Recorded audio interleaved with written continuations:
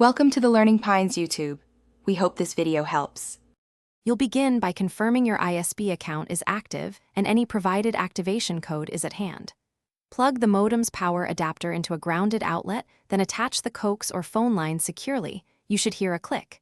Make sure indicator lights start cycling. This shows firmware boot and network sync. Once done, avoid moving the device while lights stabilize. This prevents interrupted initialization.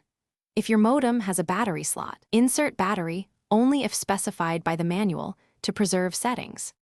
Next, connect an Ethernet cable from the modem's LAN port to your router's WAN port or directly to your computer if bypassing a router.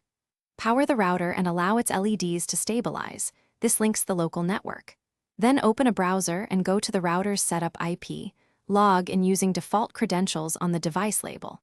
Configure internet type, DHCP or PPPoE, input ISP username/password when required, and set Wi-Fi SSID and strong passphrase so devices can join securely. Finally, verify connectivity by running a speed test or accessing multiple websites. This confirms proper provisioning and expected throughput. If you see no internet, power cycle modem then router.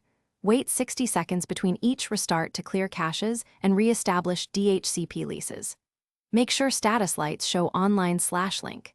If problems persist, try a factory reset only after recording ISP settings and any custom configs, then reapply them. One key tip: if activation.